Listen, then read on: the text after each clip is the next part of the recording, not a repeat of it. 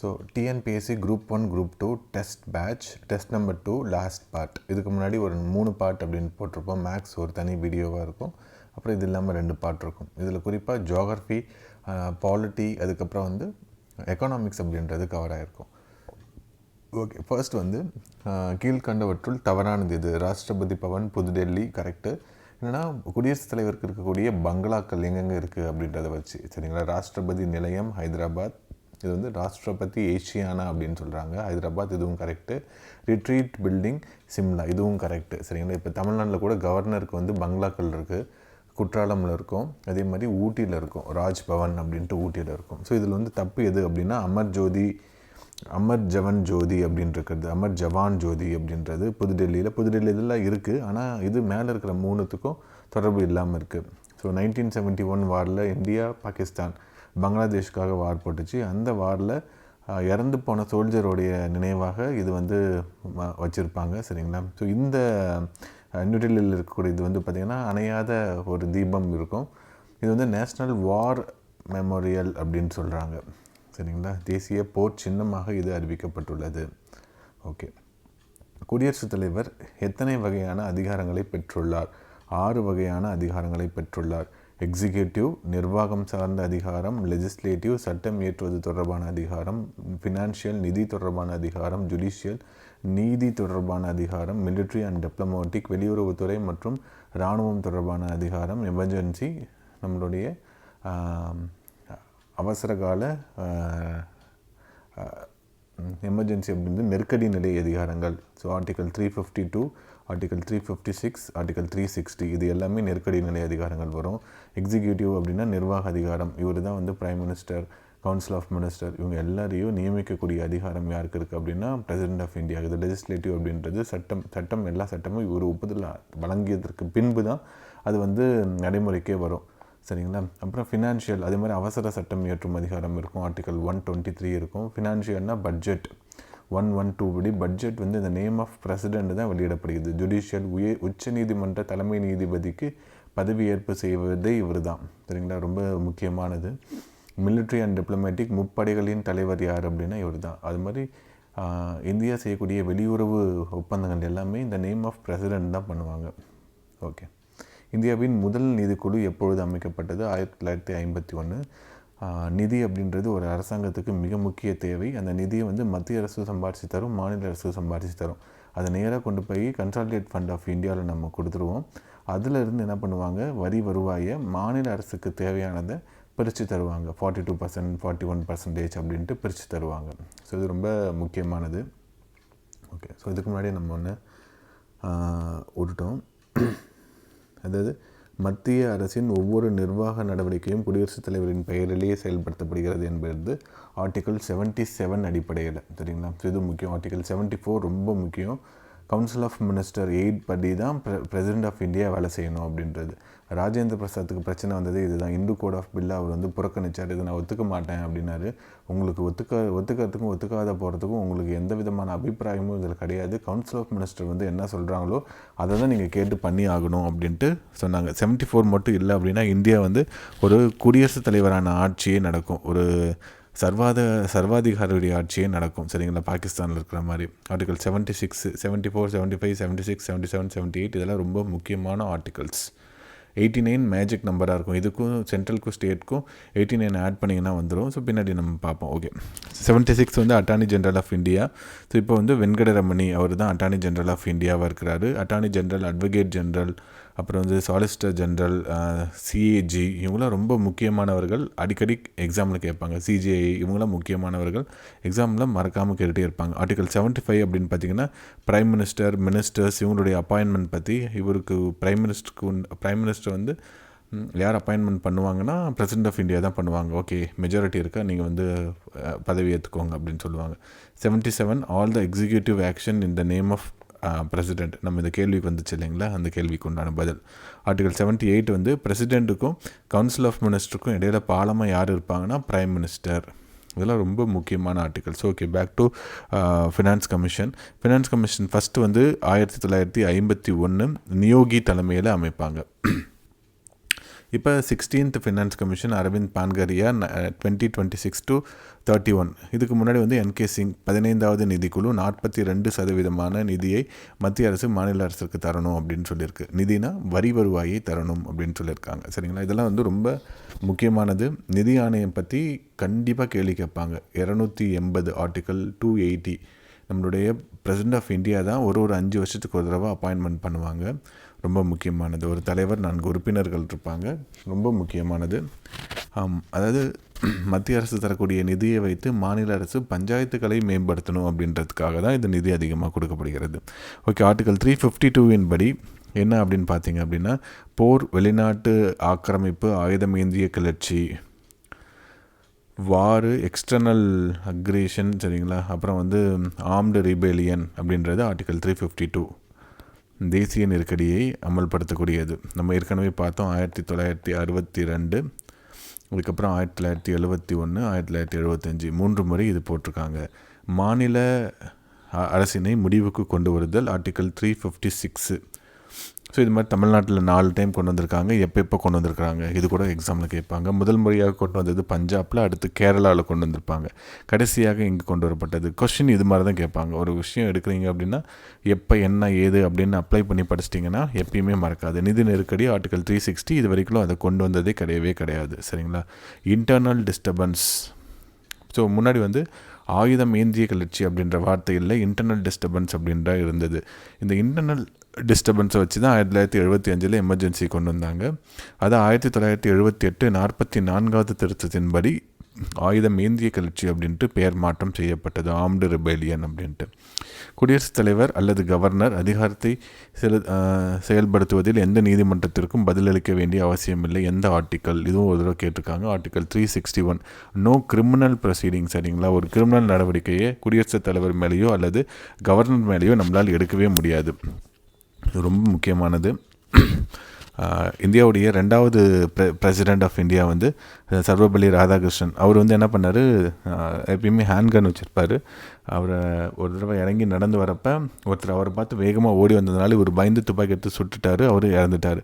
பார்த்தா அவர் ரொம்ப ஒன்றுமே தப்பே பண்ணாதவர், இவரை நேரில் பார்த்து சந்தோஷத்தில் வந்தவர் அப்படின்னாங்க. ஸோ 2 பேர் மேலேயும் தப்பு இல்லை அப்படின்றதுனால கிரிமினல் ப்ரொசீடிங் எதுவும் எடுத்துக்க முடியல. சரிங்களா, அதனால் ஒன்றுமே இல்லை, ஒரு வழக்கு கூட பதிவு பண்ணாமல் முடிஞ்சிருச்சு அது. ஓகே, நாட்டின் 3வது உயர்ந்த பதவியை நிர்வகிப்பவர் பிரதமர். ரொம்ப முக்கியம். த ஆர்டர் ஆஃப் பிரசிடிங்ஸ் அப்படின்றது ரொம்ப முக்கியம். முதல் உயர்ந்தபட்ச பதவி பிரசிடெண்ட்டு, அடுத்து வைஸ் பிரசிடெண்ட். இது கூட வந்து என்ன கேட்பாங்க, அதிகாரத்தின் அடிப்படையில் ஏறு வரிசையில் எழுதுக அப்படின்னு கேட்பாங்க, இறங்கு வரிசையில் எழுதுக அப்படின்னு கேட்பாங்க.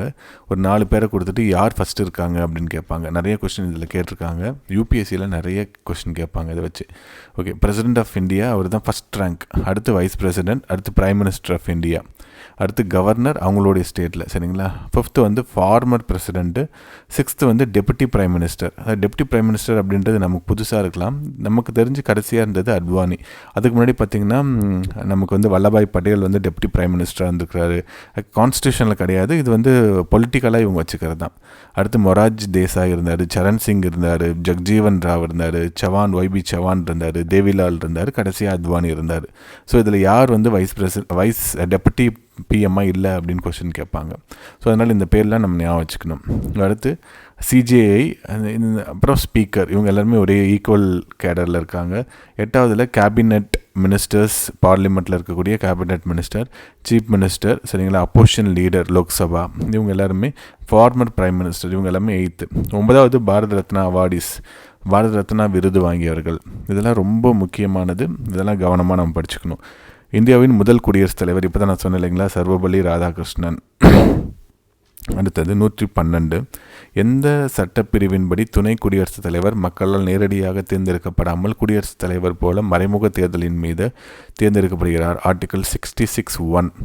ஏன்னா இதெல்லாம் புக்கிலே இருக்கிறதுனால இது முக்கியமான ஆர்டிக்கலாக அப்படின்னா அந்தளவுக்கு முக்கியமான ஆர்டிக்கல் கிடையாது. ஆனால் ஸ்கூல் புக்கிலே இருக்கிறதுனால இதெல்லாம் நம்ம கண்டிப்பாக ஞாபகம் வச்சுக்கணும். இப்போ யார் வைஸ் பிரசிடெண்ட்?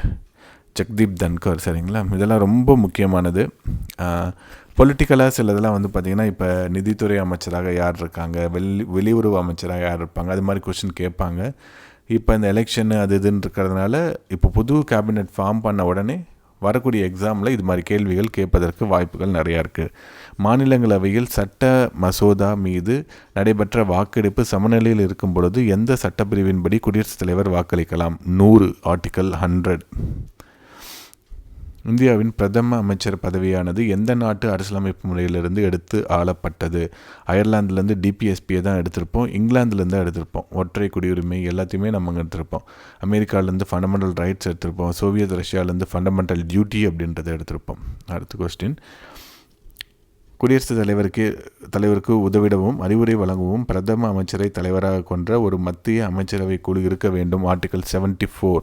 நம்ம முன்னாடி சொன்ன இல்லைங்களா, 74 மட்டும் இல்லை அப்படின்னா குடியரசுத் தலைவர் யார் பேச்சும் கேட்கணுன்ற அவசியம் கிடையாது.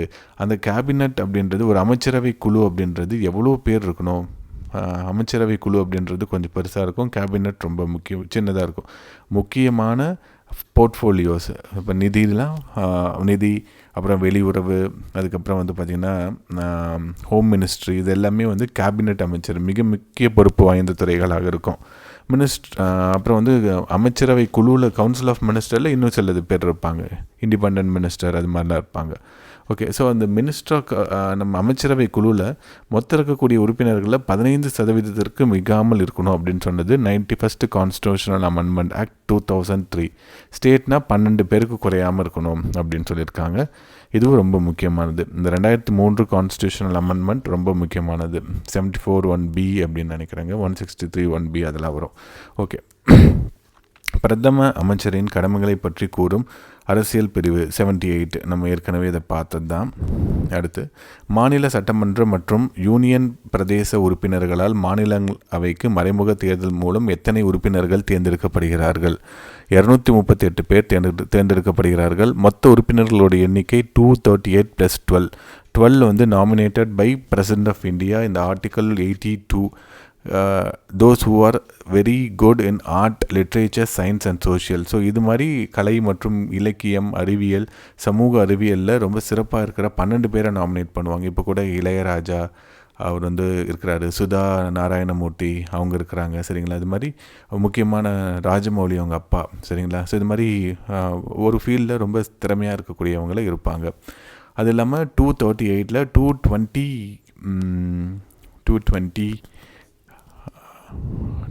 225 நினைக்கிறேன், சரிங்களா. ஸ்டேட் ரெப்ரசன்ட் பண்ணுறது 8 union territory. 230 + 8. So 8 state union territory represent பண்ணுறது. 225 ஆக்சுவலாக 5 ஜம்மு அண்ட் காஷ்மீரில் இருக்கிறது இருக்கும். ஸோ அது இல்லாதனால 225 மட்டும் இப்போ மற்ற மாநிலங்கள்லேருந்து வரக்கூடிய உறுப்பினர்கள் இருப்பாங்க. ஓகே, நாடாளுமன்ற மக்களவை உறுப்பினராவதற்கு எத்தனை வயது? நாடாளுமன்ற மாநிலங்களவைனா 30. ஸோ 18 வயசு இருந்தால் நீங்கள் ஓட்டு போடலாம், சரிங்களா. 61வது அரசியலமைப்பு திருத்தத்தின்படி 1989 படி 18 வயது நிரம்பி 21லேருந்து 18 குறைச்சிருப்பாங்க. அடுத்து 21 வயது இருந்தால் உள்ளாட்சி தேர்தல், 25 இருந்தால் எம்எல்ஏ எம்பி, 30 வயசாக இருந்தால் ராஜ்யசபா இல்லைனா member of legislative council MLC, 35 இருந்தால் பிரசிடென்ட் வைஸ் பிரசிடெண்ட்டாகவே ஆகிடலாம். அவ்வளோதான், இத்தனை வயசு தான். மொத்தம் 5 வயசு தான் கான்ஸ்டியூஷனில் இருக்கிறது. அகில இந்திய பணியை உருவாக்கும் அதிகாரம் யாருக்கு இருக்குது அப்படின்னு பார்த்தீங்கன்னா மாநிலங்களவைக்கு தான் இருக்குது. ஆர்டிகல் 312 படி உருவாக்கலாம். Rajya Sabha passes a resolution declares need of இந்த ஆல் இண்டியா சர்வீஸ், சரிங்களா. அவங்க தான் இதை ஃபஸ்ட்டு ஆரம்பிக்கணும். அந்த ரெசல்யூஷன் பாஸ் பண்ணால் தான் பாராளுமன்ற ஒப்புதலுக்கு பின்பு எவ்வளோ பேர் உருவாக்குறோம் அப்படின்றத கொண்டு வருவாங்க. ஸோ ரொம்ப முக்கியம். பாராளுமன்றத்தினால தான் ஆல் இந்தியா சர்வீஸ் அப்படின்றது உருவாக்கப்படுகிறது. ஓகே, அடுத்து 120. கீழ்வரும் கூற்றுகளில் சபாநாயகரின் செயல்பாடுகளில் சரியானவற்றை தேர்ந்தெடுக்க. ஒரு மசோதா நிதி மசோதாவா அல்லது சாதாரண மசோதாவா என்று தீர்மானிக்கும் அதிகாரம் பெற்றவர் சபாநாயகர். பண மசோதாவை தீர்மானிப்பதில் இவருடைய முடிவே இறுதியானது. கரெக்டு. மணிபில்லை தீர்மானிக்கிறது இவர் தான், சரிங்களா. ஒரு மசோதா என்ன மசோதா அப்படின்றத தீர்மானிக்கிறதுல ரொம்ப முக்கிய பங்கு. மக்களவை கலைக்கப்பட்டாலும் புதிய சபாநாயகர் தேர்ந்தெடுக்கப்படும் வரை அவர் பதவியில் நீடிப்பார். நாடாளுமன்ற இரு கூட்டம் நடக்கிறப்ப, ஜாயிண்ட் சீட்டிங் இருக்கிறப்ப அவர் தான் அதுக்கு தலைமை தாங்குவார். சபாநாயகர் பதவி காலியாக இருக்கும் பொழுது அல்லது வருகை புரியாத பொழுது துணை சபாநாயகர் மக்களவைக்கு தலைமை வகிப்பார். த deputy speaker preside over the Lok Sabha when the office of the speaker is vacant and absent. சரிங்களா, இது எல்லாமே correct. So all 3 statements are correct. Joint sitting அப்படின்னு இருக்கும். சபாநாயகர் பற்றி கூறியிருக்கிறது ஆர்டிக்கல் 93. ஜாயின்ட் சிட்டிங் பற்றி கூறியிருக்கிறது ஆர்டிக்கல் 108. ரொம்ப ரொம்ப முக்கியமானது ஜாயின்ட் சிட்டிங். ஒரு அவையில் ஒரு மசோதாவை நிறைவேற்றி அடுத்த அவைக்கு அனுப்பி 6 மாதம் வரைக்கும் அந்த அவையிலேருந்து எந்த பதிலும் இல்லை அப்படின்னா ஜாயின்ட் சிட்டிங் அப்படின்னு போடுவாங்க. ஒரு டெட்லாக் வந்துடும், ஜாயின்ட் சிட்டிங் அப்படின்றத போடுவாங்க. ஜாயின்ட் சிட்டிங்கை கூப்பிட்றது யார் அப்படின்னு பார்த்தீங்கன்னா பிரசிடென்ட் ஆஃப் இந்தியா. அதுக்கு தலைமை தாங்கிறது லோக்சபாவுடைய ஸ்பீக்கர். இது வரைக்கும் எத்தனை ஜாயின்ட் சிட்டிங் போட்டிருக்காங்க அப்படின்னு பார்த்தீங்கன்னா dowry act 1961, banking services act 1978, போட்டா 2002. இது 3 ரொம்ப முக்கியமானது. கட்சித்தாவல் தடை சட்டம் என்ற ஆண்டு நடைமுறைப்படுத்தப்பட்டது? 52வது திருத்தம் 1985 10வது அட்டவணையில் சேர்க்கப்பட்டிருக்கும். ஸோ ஒரு மக்களாட்சி ஒரு சின்ன கட்சிக்கு கூட ஒரு உரிமை இருக்குது மேலே பதவிக்கு வருவதற்கு. இந்த கட்சித்தாவல் தடை சட்டம் இல்லை அப்படின்னா ஒரு சுயேட்சை அவர் ஜெயிச்சுட்டு ஒரு கட்சியில் போய் சேர்ந்துப்பார். சரிங்களா, இல்லை ஒரு சின்ன கட்சியில் ஜெயிச்சுட்டு ஒரு பெரிய கட்சியில் போய் சேர்ந்துப்பார். அதனால் என்ன ஆகிடும், ஜனநாயகம் ஒருமையத்தன்மையோடு தான் இருக்கும். ஸோ எல்லாருக்குமான அதிகாரம் அப்படின்றது இருக்காது, ஒரு கட்சி மட்டும்தான் வளர்ந்துட்டே இருக்கும். ஓகே, இந்திய அரசின் தலைமை வழக்கறிஞரை நியமிக்கும்போது ஆர்டிகல் 76 நம்ம ஏற்கனவே சொல்லியிருந்தோம். இந்திய அரசின் தலைமை வழக்கறிஞராக பதவி பெறுவதற்கு எத்தனை ஆண்டுகள் உயர்நீதிமன்ற வழக்கறிஞராக இருக்க வேண்டும்? 10 ஆண்டுகள் அப்படின்ட்டு சொல்லலை. இவங்க என்ன சொல்லியிருப்பாங்கன்னா உச்ச நீதிமன்ற நீதிபதி ஆகக்கூடிய தகுதி யாருக்கு இருக்கோ அவங்க ஆகலாம், அதாவது அட்டார்னி ஜெனரலாக ஆகலாம் அப்படின்னு சொல்லியிருப்பாங்க. சரிங்களா, ஸோ அதனால் 10 இயர்ஸ். அட்வொகேட் ஜெனரல்னால் உயர்நீதிமன்ற நீதிபதி ஆவதற்கு உண்டான தகுதி. ஸோ அதை நம்ம ஞாபகம் வச்சுக்கணும். இந்திய உச்ச நீதிமன்றம் எந்த ஆண்டு ஏற்படுத்தப்பட்டது? 26 ஜனவரி 1950. 1773 எலிஜா இம்பேவோட தலைமையாக கொண்டு ரெகுலேட்டிங் ஆக்டின் அடிப்படையில் கல்கத்தாவில் உச்சநீதிமன்றம் அப்படின்றது ஏற்படுத்தப்படும். 1862 உயர்நீதிமன்றமும் ஏற்படுத்தப்படும். 1935 இது ஃபெட்ரல் கோர்ட்டாக மாற்றப்படும். இந்தியா சுதந்திரம் வாங்கினதுக்கு அப்புறம்தான் இது உச்சநீதிமன்றம், இந்திய உச்சநீதிமன்றம் அப்படின்னு மாறும். முதல் நீதிபதியாக இருந்தது யார் அப்படின்னு பார்த்தீங்கன்னா ஹரிலால் கானியா. அவர் தான் இருந்தார். இப்போ சந்திரசூட் இருக்கிறாரு. மொத்தமாக இருக்கக்கூடிய நீதிபதிகளுடைய எண்ணிக்கை ஒரு சிஜிஐ மற்றும் ஜஸ்டிஸ் 33 பேர் இருக்காங்க. 2 விதமாக இருப்பாங்க. ஒரு நீதிபதி கொண்ட அமர்வு அப்படின்னு இருக்கும். அப்படி இல்லை அப்படின்னா 2 to 3 நீதிபதிகள் இருந்தாங்கன்னா அது டிவிஷன் பெஞ்ச் அப்படின்னு சொல்லுவாங்க. ரொம்ப முக்கியத்துவம் வாய்ந்த வழக்க 5 அல்லது அதுக்கு மேற்பட்ட நீதிபதிகள் இருந்தால் கான்ஸ்டியூஷனல் பெஞ்ச். இப்போ பாபர் மசூதி வழக்கெல்லாம் 5 நீதிபதிகள் இருந்தாங்க. So constitutional bench. முத்தாலக் 5 நீதிபதிகள் இருந்தாங்க. சரிங்களா, ஓகே. சென்னை உயர்நீதிமன்றத்தின் மதுரை கிளை தொடங்கப்பட்டது 2004. எத்தனை மாவட்டங்களை இது கட்டுப்படுத்தும் அப்படின்னா 14 மாவட்டங்களை இது கட்டுப்படுத்தும். அப்படின்னு இல்லை, நீங்கள் எங்கே இருந்தாலும் போடலாம். எந்த மாவட்டத்தில் இருந்தாலும் மதுரை உயர்நீதிமன்றத்தில் நீங்கள் வழக்கு போடலாம். சென்னை உயர்நீதிமன்றத்தில் தான் போடணும் அப்படின்றது கிடையாது. ஓகே, கீழ்கண்டவற்றுள் ஆளுநரை பற்றிய கூற்றுகளுள் சரியானவை எவை? தனது சொந்த மாநிலத்திலேயே ஆளுநர் நியமிக்கப்படலாம். இது மட்டும்தான் தப்பு, மற்றது எல்லாமே சரி. இப்போ படித்து பார்த்துக்கோங்க பாஸ் பண்ணி.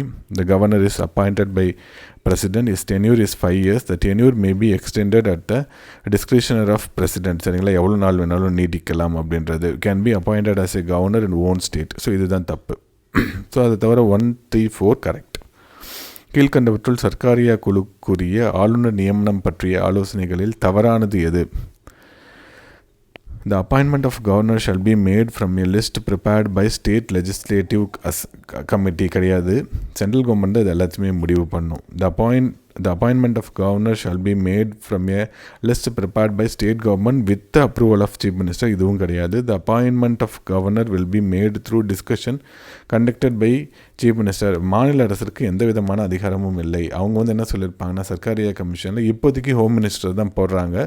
ஆனால் சர்க்காரியா கமிஷனில் என்ன சொல்லியிருப்பாங்க, சீஃப் மினிஸ்டர் மற்றும் வைஸ் பிரசிடென்ட் ஆஃப் இந்தியா அப்புறம் ஸ்பீக்கர் ஆஃப் லோக்சபா இவங்க 3 பேரும் சேர்ந்து ஒரு ஆலோசனை கூட்டம் வச்சு அதுக்கப்புறம் தான் நியமனம் செய்யணும் அப்படின்றத சொல்லியிருப்பாங்க. அடுத்து மாநில அரசு வழக்கறிஞர் ஊதியத்தை நிர்ணயம் செய்பவர் ஆளுநர் தான். ஆர்டிக்கல் 165. இப்போ இருக்கக்கூடிய மாநில அரசு வழக்கறிஞர் பிஎஸ் ராமன் நம்ம சினிமா டைரக்டர் செல்வராகவனுடைய மாமனார். சரிங்களா, ஓகே. மாநில அரசு தலைமை வழக்கறிஞர் அட்வொகேட் ஜெனரல் ரொம்ப முக்கியமான ஒரு பதவி. அதிகமான சம்பளம் வாங்கக்கூடிய ஒரு பதவி. ஓகேங்களா? ஓகே. அரசாங்கம் சார்பான வழக்குகளை விசாரிக்கக்கூடிய அதாவது நீதிமன்றத்தில் இருக்கிறப்ப வழக்காடக்கூடிய தகுதி யாருக்கு இருக்குன்னா இவருக்கு தான் இருக்கும். ஓகே.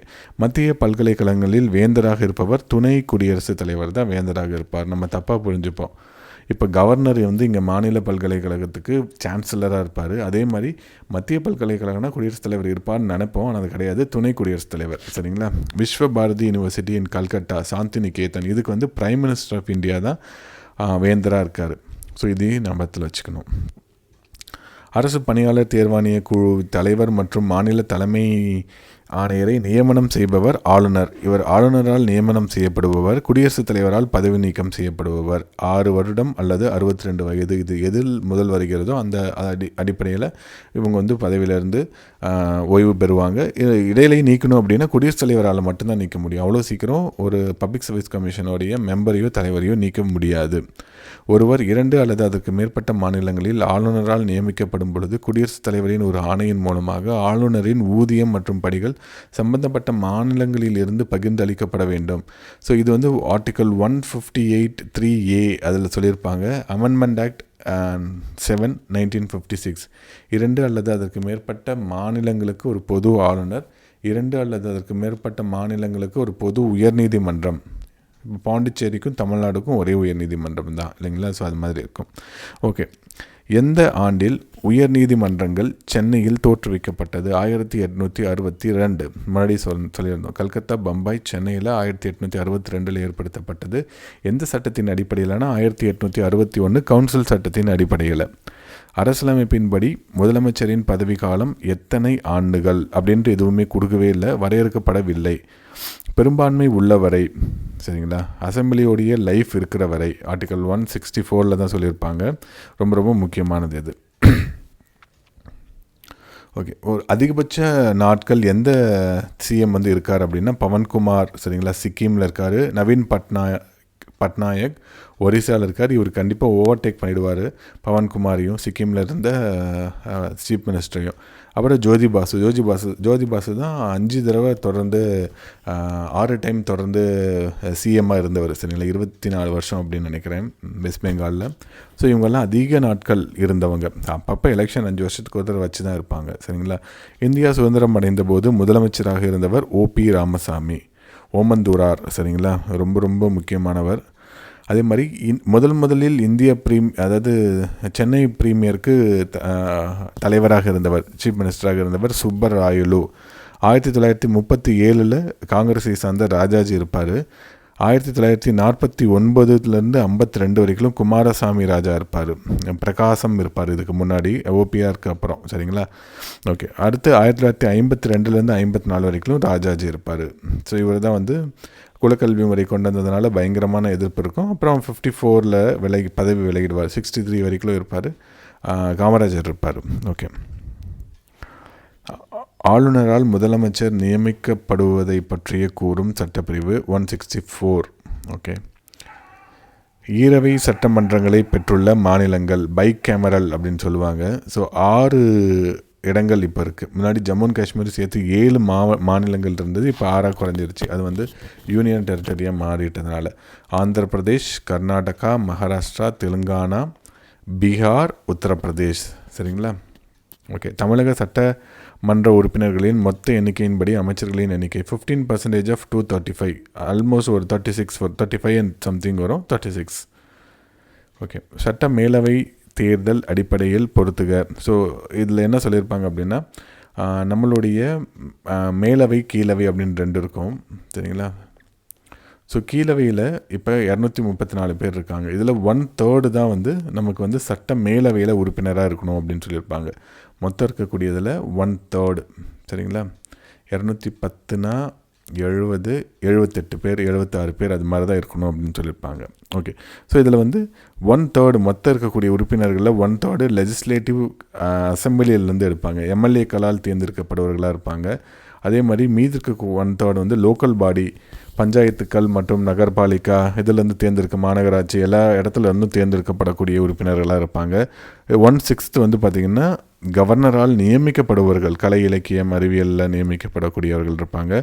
1/12 வந்து பார்த்திங்கன்னா டீச்சர்ஸ் தொகுதி அப்படின்னு டீச்சர்ஸ்னால பட்டதாரி ஆசிரியர்களால் தேர்ந்தெடுக்கப்படக்கூடியவர்கள். 112 வந்து கிராஜுவேட்டாக இருப்பாங்க சரிங்களா. ஸோ இவங்க எல்லாருமே ரொம்ப ரொம்ப முக்கியமானது. ஆர்டிகல் 169 தான் இந்த அதாவது லெஜிஸ்லேட்டிவ் கவுன்சிலை ஏற்படுத்துவதை பற்றி கூறுகிறது. அசம்பிளி நினச்சா ஏற்படுத்தலாம், இல்லைன்னா தூக்கிடலாம். 1986 அப்போ இருந்த ஒரு ஆக்ட்ரஸ் வெண்ணிராடை நிர்மலா அவங்களுக்கு வந்து லெஜிஸ்லேட்டிவ் கவுன்சிலில் ஒரு உறுப்பினர் ஆவதற்காக இவங்க வந்து அப்போ சீஃப் மினிஸ்டர் அந்த தலைவர் எம்ஜிஆர் வந்து ட்ரை பண்ணார். அப்போ அவரால் கொண்டு வர முடியல அப்படின்றதுனால அவங்க வந்து திவாலானவங்களாக இருந்தாங்க.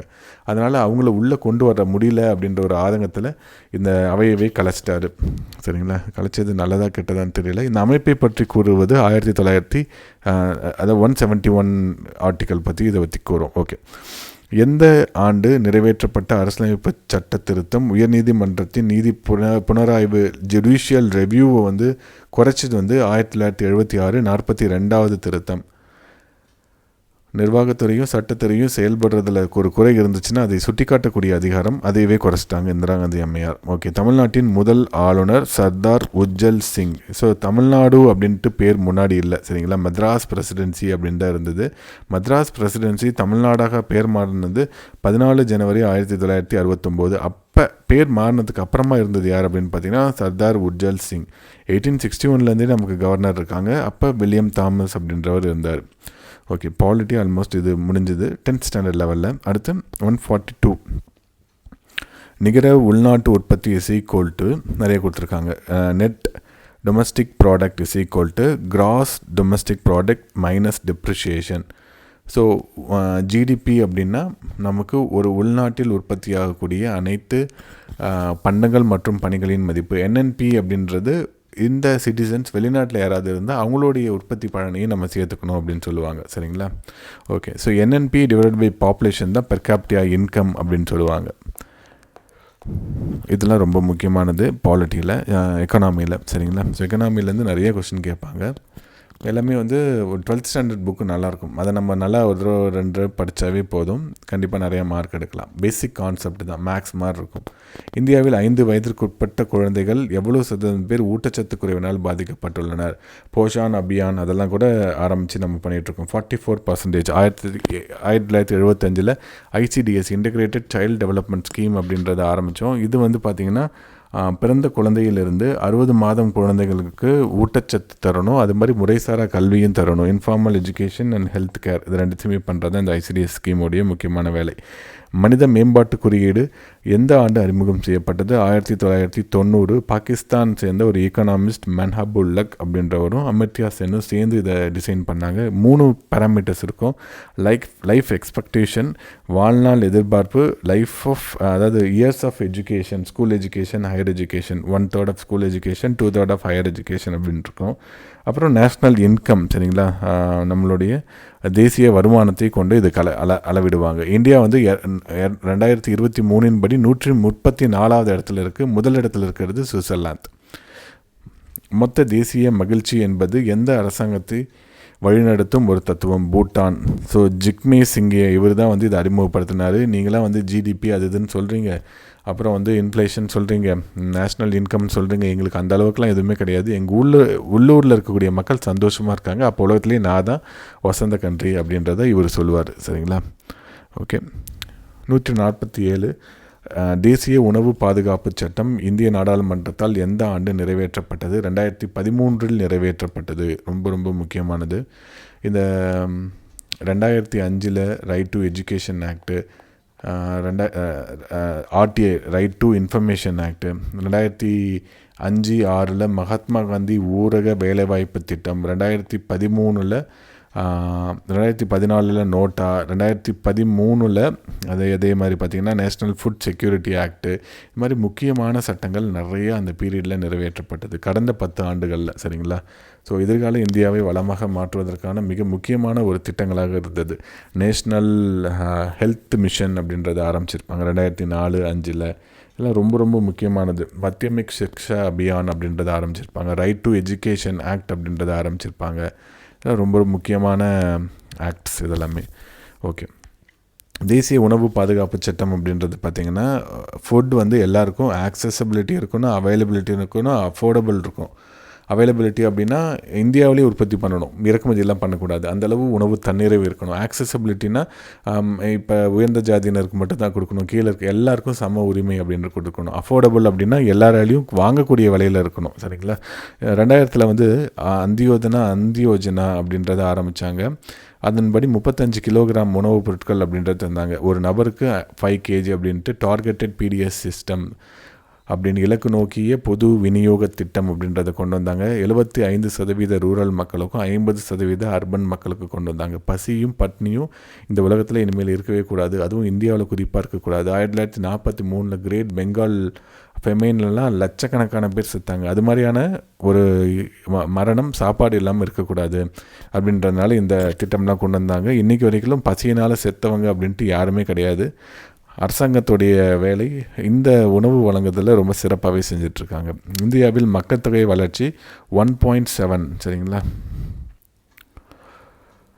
1000 பேருக்கு ஒரு வருஷத்துக்கு 1.7 அப்படின்ற வளர்ச்சி அப்படின்றது இருக்குது.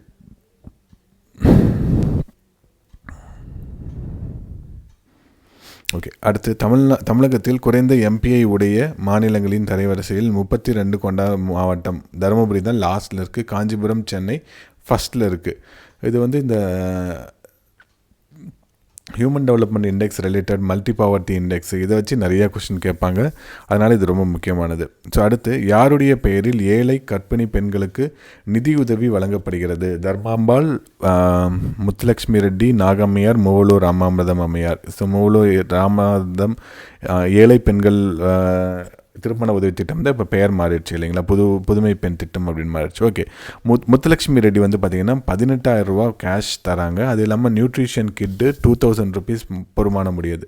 ஸோ இந்த ஸ்கீமுக்கு நீங்கள் யூட்டிலைஸ் பண்ணிக்கணும் அப்படின்னா நீங்கள் 72,000 ரூபாய்க்கு கம்மியாக சம்பாதிக்கணும். அது மாதிரி 19 வயது முடிந்திருந்தால் தான் இந்த ஸ்கீமில் உங்களுக்கு அப்ளை ஆக முடியும். ஸோ இது எதுக்காக இந்த ஸ்கீம் அப்படின்னா, இன்ஃபேன்ட் மோர்டாலிட்டி ரேட்டு 1000 குழந்தைகளில் ஒரு வருஷத்துக்குள்ளே எத்தனை குழந்தை இறக்குதோ அதை வந்து IMR அப்படின்னு சொல்லுவோம். இதெல்லாம் Tamil Nadu very well advanced, equivalent to European கண்ட்ரிலே ரொம்ப ரிச்சாக இருக்கக்கூடிய ஸ்காண்டினேவியன் கண்ட்ரி அளவுக்கு நம்ம ரொம்ப இந்த ஹெல்த் இண்டெக்ஸில் ரொம்ப சூப்பராக இருக்கும். சரிங்களா? அது மாதிரி மேட்டர்னல் மோர்டாலிட்டி ரேட்டு 1,00,000 பெண்கள் பிரசவத்துக்கு அப்புறமா இருக்காங்க அப்படின்னா அதில் எவ்வளோ பேர் இறக்குறாங்க அப்படின்றத வச்சு இதெல்லாம் குறைக்கணுன்றதுக்காக இந்த ஸ்கீம் கொண்டு வந்தாங்க. ரொம்ப முக்கியமான ஸ்கீம். 6 மாதங்கள் முதல் 36 மாதங்கள் வரை குழந்தைகளின் உணவில் ஊட்டச்சத்து வழங்கப்படாதது பிரதான் மந்திரி கிராமோதயா யோஜனா 2000 கொண்டு வரப்பட்ட ஒரு முக்கியமான திட்டம். நேர்முக வரி யார் மீது விதிக்கப்படுகிறது? அவரே வரியை செலுத்துவது. வரி செலுத்துபவரை வரி சுமையை ஏற்க வேண்டும் என்று கூறியவர். ஸ்கூல் புக்கில் இருக்கிறதுனால அப்படியே டைரெக்டாக கேட்பாங்க. மில்லியன், சரிங்களா? வருமான வரி, கார்ப்பரேட் டேக்ஸ், இது எல்லாமே இந்த டேக்ஸில் தான் வரும். ரொம்ப முக்கியமாக நேர்முக வரி அப்படின்றது யாருக்கு அந்த டேக்ஸ் போகிறாங்களோ அவங்களே கட்டணும். மறைமுக வரி அப்படின்றது அப்படி கிடையாது. இப்போ நீங்கள் ஒரு கடை வச்சுருக்கீங்க, ஒரு ஹோல்சேல் கடை வச்சுருக்கீங்க. நீங்கள் என்ன பண்ணுறீங்க? ப்ரொடியூஸ் பண்ணக்கூடிய இடத்துலேருந்து அந்த ஒரு பொருளை வாங்கி நீங்கள் அதுக்கு வரி கட்டியிருப்பீங்க அவர்கிட்டருந்து வாங்குறப்ப. அதை என்ன பண்ணுவீங்க? நீங்கள் ரீட்டெயிலருக்கு விற்கிறப்ப அவர்கிட்டருந்து ஒரு வரி வாங்குவீங்களா? அதை நீங்கள் வச்சுக்கிட்டு மீதி எக்ஸஸ் எவ்வளோ இருக்கோ அதை மட்டும் நம்ம கவர்மெண்ட் கட்டுவோம். சரிங்களா? ஸோ இதுதான் வந்து மறைமுக வரி அப்படின்னு சொல்கிறது. ஓகே, பண்டங்கள் மற்றும் பணிகள் வரி இந்திய பாராளுமன்றத்தில் எப்பொழுது நிறைவேற்றப்பட்டது? மார்ச் 29, 2017. நம்ம ஜூலை 1, 2017 நடைமுறையே வந்துருச்சு. நம்மளுடைய model Canada. So 5 slab of rating இருக்குது. 0%, 5%, 12%, 18%, 28% அப்படின்ட்டு 5 ஸ்லாப்ஸ் அப்படின்றது நம்ம GSTயில் இருக்குது. மத்திய வரி, மாநில வரி, ஒருங்கிணைந்த வரி அப்படின்னு சொல்லுவாங்க. எல்காட் நிறுவனம் எத்தனை இடங்களில் எல்கோ SEC அப்படின்றத கொண்டிருக்கு அப்படின்னா 8 இடங்களில் இருக்குது. சரிங்களா? இது ஸ்கூல் புக்லேயே இருக்குது. அதனால் இதெல்லாம் முக்கியம். இதில் வந்து கேள்விகள் கேட்பாங்க. ஸ்பெஷல் எக்கனாமிக் ஜோன் அப்படின்றது 2000 ஏப்ரலில் தான் ஃபஸ்ட்டு வந்துச்சு. 2005 இதுக்கு சட்டம் இயற்றினாங்க. ஸோ இந்தியாவிலேயே முதலானது பார்த்திங்கன்னா எக்ஸ்போர்ட் ப்ராசஸிங் ஜோன் கண்ட்லாவில் இருக்கும். குஜராத்தில் இருக்கக்கூடிய கண்ட்லாவில் 1965 வந்துருச்சு. மெப்ஸ் அப்படின்றது Madras economic export processing unit தாம்பரமில் இருக்கும். 1984 வந்துச்சு. சரிங்களா? இதெல்லாமே முக்கியம். இதுலேருந்து கொஸ்டின்ஸ் நிறைய டைம் கேட்டிருக்காங்க. தமிழ்நாடு அரசு தொழில் முன்னேற்றக் கழகம், Tamil Nadu industrial development corporation, TIDCO 1965 அப்படின்ட்டு இருக்குங்க. சரிங்களா, புக்கில் 71 அப்படின்ட்டு இருக்கு. ஓகே, தொழிலை மேம்படுத்தணும், இது நீங்கள் தொழில் ஆரம்பிக்கணும் அப்படின்ற ஐடியா இருந்தது அப்படின்னா இவங்களோட சேர்ந்து பார்ட்னர்ஷிப்பில் நீங்கள் ஆரம்பிக்கலாம். இவங்க வந்து லோன்ஸ் வசதி செஞ்சு தருவாங்க, இன்ஃப்ராஸ்ட்ரக்சர் டெவலப் பண்ணி தருவாங்க, எல்லா வசதிகளையும் பண்ணி தருவாங்க. ஓகே, ஸ்டார்ட் அப் இந்தியா திட்டம் எப்பொழுது ஆரம்பிக்கப்பட்டது? புது தொழிலாளர்கள், அதாவது புது தொழில் முனைவோர்கள், நியூ ஆண்டர்ப்ரனரை கொண்டு வரணுங்கிறதுக்காக தான் இந்த ஸ்டார்ட் அப் January 16, 2016. ஸ்டாண்டப் அப்படின்றது 5 ஏப்ரல் 16. இது வந்து SC/ST விமனுக்காக, எழுந்து நில் இந்தியா அப்படின்னு சொல்லுவாங்க. இந்த ஸ்டாண்டப் ஸ்டார்ட் அப் ரொம்ப ரொம்ப முக்கியமானது. மദ്രാஸ் மாகாணம் தமிழ்நாடு என்று பெயர் மாறியது. நம்ம முன்னாடி பார்த்தோம் 14 ஜனவரி 1969. சென்னை எப்போ பேர் மாறிச்சுன்னா ஜூலை 17, 1994. முன்னாடி மெட்ராஸ் அப்படின்னு பேர் இருந்துச்சு, அது சென்னை அப்படின்னு மாறிடுச்சு. தமிழகத்தின் பரப்பளவு 1,30,058. இந்தியாவுடைய பரப்பளவு 32.87 லேக் ஸ்கொயர் கிலோமீட்டர். இதுவும் முக்கியம், 32.87. மேற்கு தொடர்ச்சி மலைத்தொடரில் காணப்படும் மலைகளில் தவறானது எலக்காய் மலை, வருஷநாடு, ஆண்டிப்பட்டி எல்லாமே ஓகே. இதில் இல்லாத என்னன்னு பார்த்தீங்கன்னா பழனி ரேஞ்சஸ், பழனி மலைத்தொடர் அப்படின்னா இருக்கும், ஆனால் இவங்க வெறும் பழனி தான் கொடுத்துருக்காங்க. இது வந்து கிழக்கு குன்று, பழனி அப்படின்றது கிழக்கு தொடர்ச்சி மலை. சரிங்களா, இது மேற்கு தொடர்ச்சி மலையில் வராது. கிழக்கு தொடர்ச்சி மலையில் நிறையா இருக்கும். சென்ட் தாமஸ் மவுண்டில் ஆரம்பித்து பச்சைமலை, பவளமலை, மேலே பார்த்திங்கன்னா பள்ளிக்கொண்டா, நல்லக்கொண்டா, பால்கொண்டா, அது மாதிரி நிறைய மலைகள் இருக்கும். மகேந்திரகிரி, இது மாதிரி நிறையா மலை தொடர்கள் இருக்கும். ஓகே, கீழ்கண்டவற்றுள் ஆனைமலையில் அமைந்துள்ள, ஆனைமலை அப்படின்றது ஒரு ரேஞ்ச். இதில் தான் ஆனைமலை புலிகள் காப்பகம் இருக்குது, ஆழியார் பாதுகாக்கப்பட்ட காடுகள் இருக்குது, வால்பாறை இருக்குது, காடம்பாறை, எல்லாமே கரெக்ட், ஆல் கரெக்ட். மேற்கு தொடர்ச்சி மலையின் தெற்கு நோக்கிய நீட்சி வருஷநாடு மற்றும் ஆண்டிப்பட்டி கிடையாது, கார்டமன் ஹில்ஸ். சரிங்களா, இதுதான் இருக்குது. ஸோ இது ஃபேக்ட் 1 தப்பு. அப்போ கூற்று 1 தப்பு. மேகமலை, கழுகுமலை, குரங்கணி மலை, சுருளி, கும்பக்கரை நீர்வீழ்ச்சிகள் வருஷநாடு மற்றும் ஆண்டிப்பட்டி மலைக்குன்றுகளில் உள்ளது. கரெக்ட். ஜவாது மலையின் மிக உயரமான சிகரம் மேல்பட்டு. சேர்வராயனுடைய மிக உயரமான பகுதி வந்து பார்த்திங்க அப்படின்னா சோலை காடுகள் அப்படின்னு சொல்லுவாங்க. நீலகிரியோடைய உயரமான பகுதி அப்படின்ட்டு நம்ம வந்து தொட்டபெட்டாவை சொல்லுவோம். ஆனைமலைன்னா ஆனைமுடி. ஸோ இது மாதிரி ஒன்றுத்துக்கும் ஒன்று இருக்கும். மேற்கு தொடர்ச்சி மலையிலேயே மிக உயரமான பகுதி ஆனைமுடி அப்படின்னு சொல்லுவோம். இதெல்லாம் நிறைய டைம் கொஸ்டின் ரிப்பீட்டடாக கேட்கக்கூடியது. ஜவாது மலையில் உள்ள காவலூர் வானவியல் தொலைநோக்கி மையம் ஆரம்பிக்கப்பட்ட வருடம் 1967. பாலாற்றின் துணை நதிகள் இது எல்லாமே பொன்னி, கவுண்டியான் நதி, மலட்டாறு, செய்யாறு. கீழ்கண்டவற்றில் கோயம்புத்தூர் மாவட்டத்தில் அமைந்துள்ள நீர்வீழ்ச்சிகள் வைதேகி, செங்குபதி, சிறுவாணி, கோவை, குற்றாலம். திருமூர்த்தி அப்படின்றது பார்த்திங்க அப்படின்னா திருப்பூரில் இருக்கக்கூடியது. சரிங்களா, திருப்பூர் மாவட்டத்தில் இருக்கக்கூடியது, கோயம்புத்தூர் கிடையாது. இதில் அனைத்தும் கொடுத்துருந்தாங்கன்னா நானே கூட தப்பு பண்ணியிருப்பேன். ஸோ இதுவும் திருமூர்த்தினாவும் கோயம்புத்தூரில் தான் இருக்கும் அப்படின்ட்டு நம்ம போட்டிருப்போம். ஓகே, தமிழ்நாட்டின் சராசரி மழையளவு 95 சென்டிமீட்டர், 95.85 சென்டிமீட்டர் அல்லது 958.5. இந்தியாவுக்கு அப்படின்னா 925 மில்லிமீட்டர். ஸோ இந்தியாவோட தமிழ்நாடுடைய மழைப்பொழிவு அதிகமாக இருக்கிறது. சரிங்களா, ஸோ இந்தியா வந்து பார்த்திங்க அப்படின்னா 2 மழைப்பொழிவு, தென்மேற்கு பருவமழை, மேலேருந்து வரக்கூடிய வடகிழக்கு பருவமழை. தமிழ்நாட்டில் இந்த மேற்கு தொடர்ச்சி மலை இருக்கிறதுனால ரெயின் ஷேடோ ரீஜனில் தமிழ்நாடு இருக்கிறதுனால இங்கே மழை பெய்யாது. கன்னியாகுமரி, நீலகிரி அப்படின்ற மலைப்பகுதிகளில் மட்டும் பெய்யும், மற்ற பகுதிகளில் மழை இருக்காது. வடகிழக்கு பருவமழையினால தான் நமக்கு தமிழ்நாட்டில் அதுவும் கடற்கரையோர பகுதிகளில் அதிகமான மழை அப்படின்றது இருக்கும். தமிழ்நாட்டின் வருடாந்திர மழையளவு %, வடகிழக்கு பருவமழையினால் வருது, அதுதான் அதிகமாக வரும்.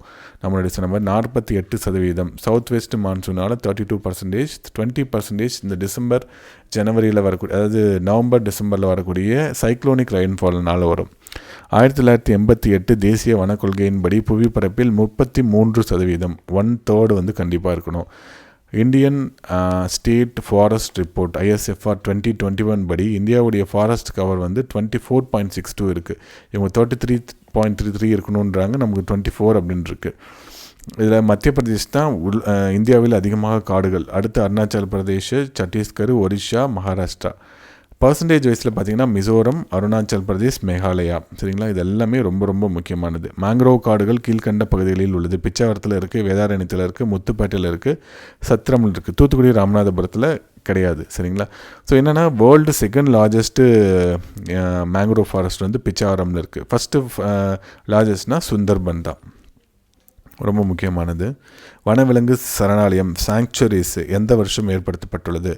Mudumalai 1940 correct, Mundanthurai 1962, Kodiyakkarai 1967, Indira Gandhi wildlife sanctuary 1976, சரிங்களா. ஆப்ஷன் 1, 2, 3, 4 அப்படி கரெக்டாக இருக்குது. சரியான இணையை தேர்ந்தெடுக்க. பறவைகள் சரணாலயம் 17 18 இருக்குது பறவைகள் சரணாலயம் தமிழ்நாட்டில். தீர்த்தங்கள் பறவைகள் சரணாலயம் 2010 கரெக்ட். சக்கரக்கோட்டை ஏரி பறவைகள் சரணாலயம் 2012.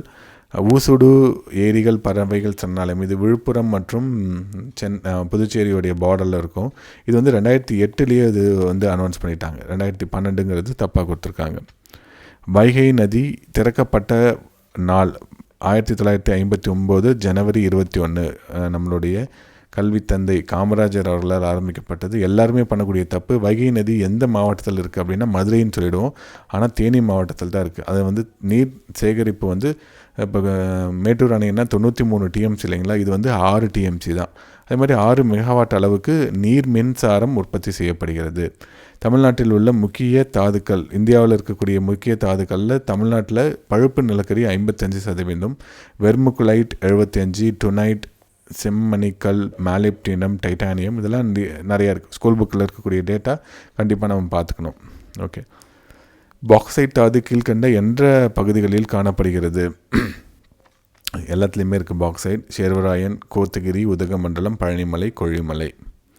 ஓகே, லாஸ்ட் கொஸ்டின் பொறுத்துக்க. தமிழ்நாடு பின்பற்றும் மதங்கள் அப்படியே எல்லாமே சரியாகவே கொடுத்துருக்குங்க. 1, 2, 3, 4, 5 சரிங்களா, அப்படியே ஈக்குவலாகவே இருக்குது. 87.58% இந்துக்கள் இருக்காங்க. ஸோ இதில் இந்தியா லெவலில் யார் இருக்காங்க அப்படின்னு பார்த்தீங்கன்னா Hindu 79.8%, Islamic 14.23%, Christians 2.3%, Sikh 1.72%, Buddhist 0.7%, Jainism 0.4%. மதம் சார்ந்து எவ்வளோ பேர் இருக்கிறாங்க 2011 சென்சஸ் அடிப்படையில். ஓகே, இதோட இந்த டெஸ்ட் 2 முடியுது. டெஸ்ட் 3 டிஸ்கஷனில் பார்ப்போம். நன்றி.